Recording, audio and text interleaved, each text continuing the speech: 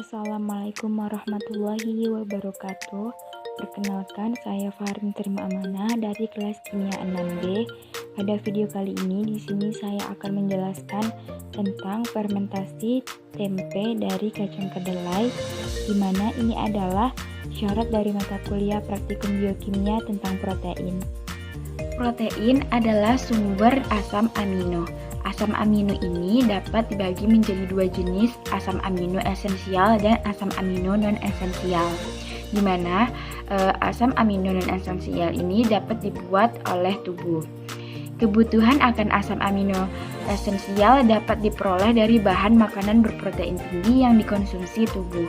Nah, salah satunya yaitu dari tanaman kacang-kacangan seperti kedelai, di mana kedelai ini dapat diolah menjadi tempe.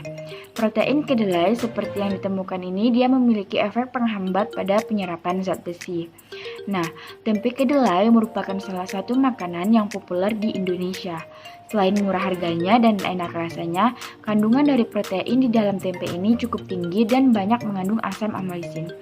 Tempe dapat dibuat dan bahan dasar kedelai ataupun jenis tanaman kacang-kacangan yang lain melalui proses fermentasi menggunakan Rhizopus oligosporus dan Rhizopus oryzae.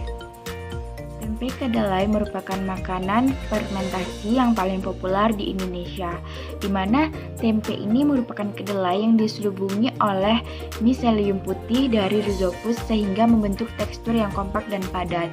Nah, selain itu, protein tempe lebih mudah dimanfaatkan oleh tubuh karena protase Rhizopus spp ini mampu menghidrolisis protein kedelai selama proses fermentasi berlangsung menjadi senyawa yang lebih sederhana seperti asam amino dan peptida.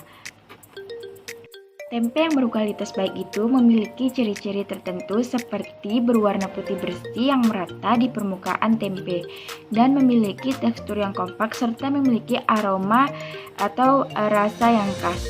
Dan tempe yang baik itu harus memenuhi syarat baik secara fisik, organoleptik maupun kimiawi.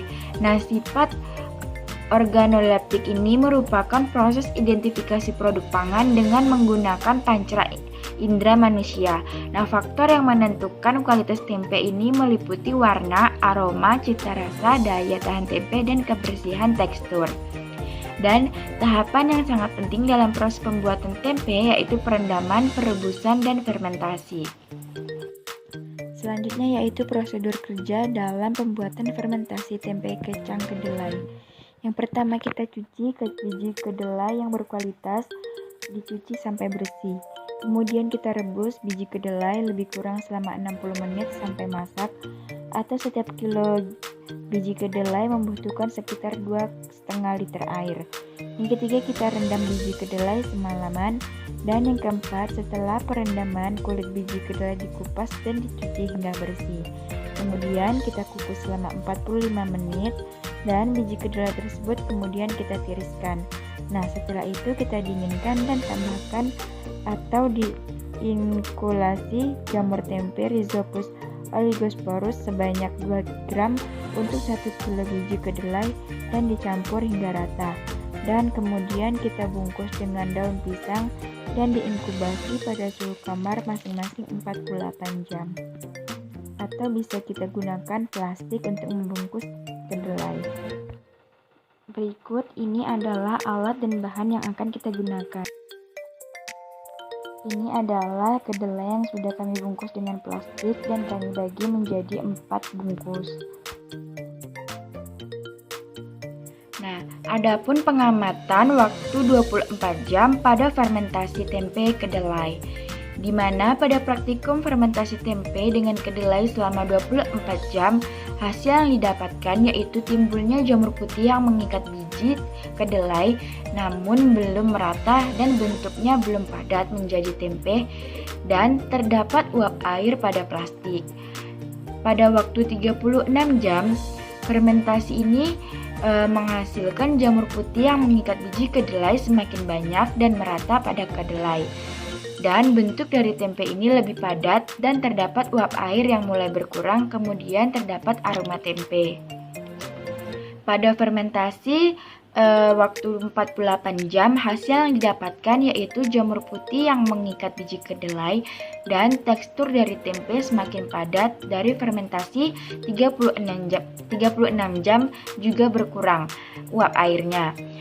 Kemudian yang terakhir, pada waktu 60 jam, hasil yang didapatkan tidak ada penambahan jamur putih yang mengikat biji kedelai dan warna dari tempe ini mulai menguning dan biji dari tempe sebagian menghitam. Teksturnya tetap padat tetapi aroma yang keluar sedikit busuk dan tempe ini juga tidak terasa hangat dan tidak ada uap air lagi. Jadi dapat disimpulkan bahwasannya tahapan pembuatan tempe meliputi perendaman, penggilingan, pencucian, perebusan, pendinginan, dan penambahan ragi, pengemasan, serta fermentasi. Nah, pada masing-masing tahapan ini memiliki tujuan yang berbeda-beda. Setiap tahapan akan memicu proses fermentasi yang terjadi pada tempe kedelai. Dan terdapat 3 faktor utama dalam proses pembuatan tempe, yaitu bahan dasar yang digunakan, kemudian mikroorganisme yang ditimbulkan, dan faktor lingkungan yang mempengaruhi pertumbuhan tempe seperti pH, kelembapan, dan suhu. Nah, penggunaan bahan dasar kedelai dalam proses pembuatan tempe dapat menghasilkan karakteristik yang berbeda dan tentunya sifat hedonik yang diterima juga berbeda. Hal ini karena kedelai memiliki kandungan gizi yang berbeda, terutama pada protein, karbohidrat, dan lemak. Kandungan gizi kacang kedelai juga memiliki kandungan yang cukup tinggi, sehingga dapat mensupport kesehatan manusia. Pada proses fermentasi pembuatan tempe ini terjadi sebanyak 2 kali. Yang pertama pada saat perendaman kedelai di dalam air, dan pada perendaman ini terjadi pembentukan asam-asam organik seperti halnya asam laktat dan juga asam asetat yang disebabkan oleh adanya pertumbuhan bakteri. Hal ini juga menyebabkan kedelai dalam keadaan asam sehingga memungkinkan terjadinya fermentasi oleh jamur Rhizopus sp, di mana fermentasi yang kedua terjadi pada saat setelah pemberian ragi dan pengemasan. Nah, pada proses fermentasi inilah terbentuk hifa yang akan mengikat satu sama lain sehingga menjadikan tekstur tempe menjadi kompak dan lunak, serta menjadikan warna tempe menjadi putih. Nah, pada saat fermentasi ini berlangsung, terjadi aktivitas enzim dalam setiap jenis jamur yang berperan dalam pembuatan tempe.